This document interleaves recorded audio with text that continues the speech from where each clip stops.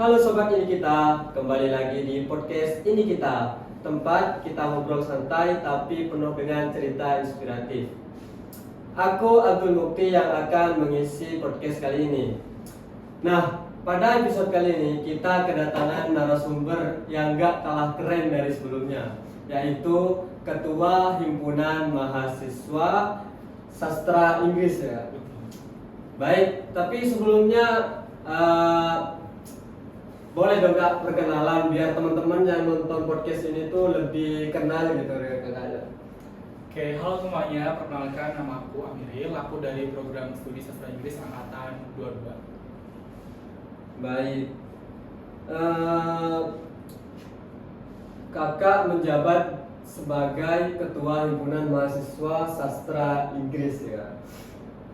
Mungkin ada momen gitu Kak, apa sih momen pertama yang membuat Kakak tuh merasa punya kemampuan di dalam bidang kepemimpinan?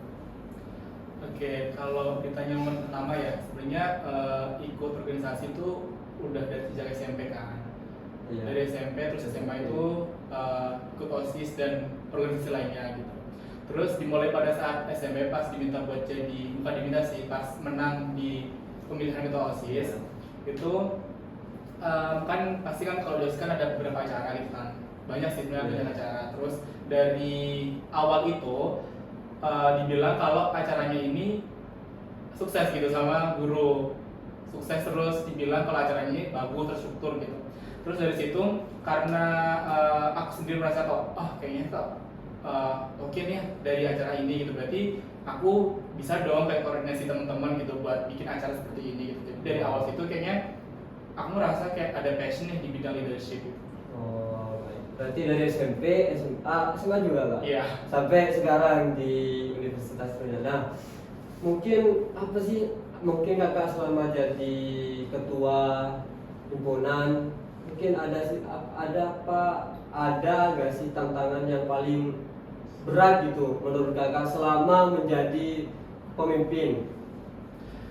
Kalau ditanya tantangan terberat sebenarnya nggak berat-berat banget sih, kayak so far so good aja, aman-aman aja. Cuma karena di saat ini kan di Hamlet ini, di Sasim ini kan banyak teman-teman dari berbagai daerah kan, terutama dari Jawa, dari Madura, ada dari Sumatera, Sulawesi dan lainnya gitu kan, dari kita dari berbagai suku gitu kan.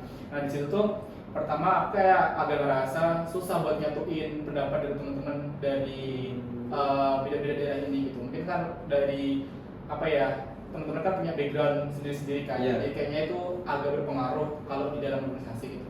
Tapi sejauh itu kayak sebulan 2 bulan pertama mungkin agak susah sih ya, agak struggle banget, tapi udah masuk ke 3 bulan kita udah cukup ada chemistry lah gitu. Jadi untuk menyatukan pendapat itu nggak begitu yang harus sampai debat-debat banget gitu, kayak ya udah kita musyawarah, kita mencari solusi terbaik dari perbedaan pendapat tersebut.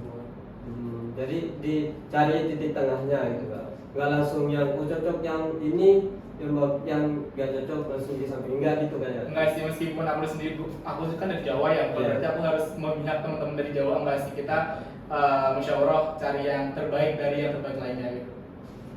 Ya, terus menurut Kakak itu karakteristik apa sih yang harus dimiliki seorang pemimpin? Yang seperti apa itu? Ini menurut aku ya. Iya. Kalau menurut aku yang pertama tuh yang aku implementasikan dari di aku, yang pertama itu integritas. Pasti. Terus yang kedua tuh adaptif, karena menurutku sebagai seorang pemimpin tuh perlu banget buat jadi pemimpin yang adaptif, karena kita kan nggak tahu ya anggota kita tuh siapa aja. Maksudnya di awal tuh kan nggak begitu akrab banget kan, nggak begitu kenal kan. Jadi kita harus punya karakteristik yang adaptif gitu, kayak mudah berbaur sama teman-teman yang baru gitu kan. Terus yang ketiga itu solutif, pasti, karena setiap organisasi itu pasti punya masalahnya sendiri gitu, pasti banyak banget badai yang menghantam gitu kan selama menjabat, jadi kayaknya harus perlu solutif banget. Terus yang keempat tuh sosialis sih, karena aku dulu kebetulan agak introvert gitu, kayak kurang suka berbaur sama orang-orang gitu. Tapi karena tanggung jawab dan juga amanah, jadi kayak mewajibkan aku untuk lebih memupuk rasa dan juga sikap sosial aku gitu. Jadi aku mengimplementasikan sikap sosialis ini gitu, karakteristik yang sosialis ini ke karakteristik selama aku menjabat di Sasim ini. Oh, baik, baik.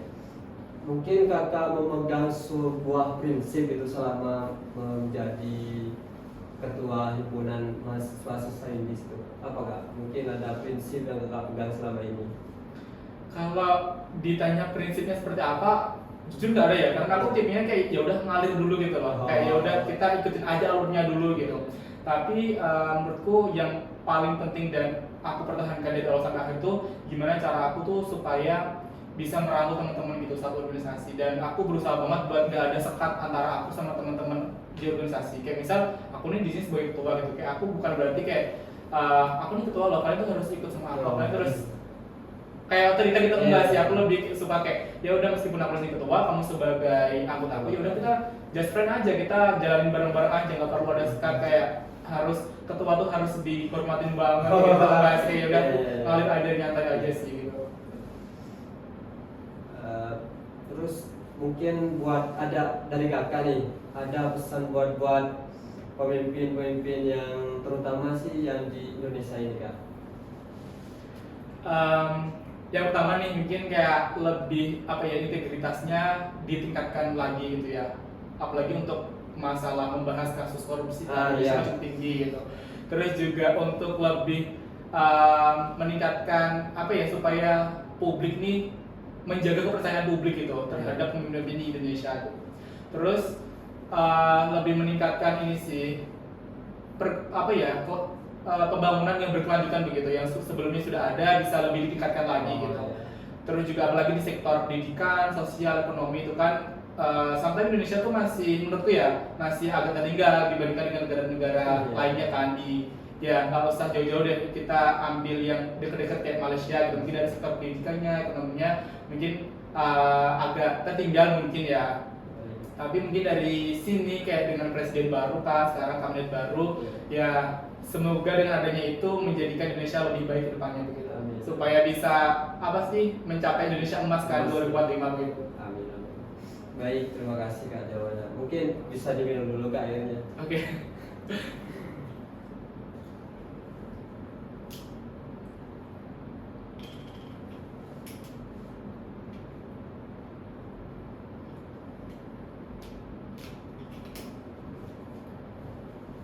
Gak kerasa ya kak, udah di penghujung acara.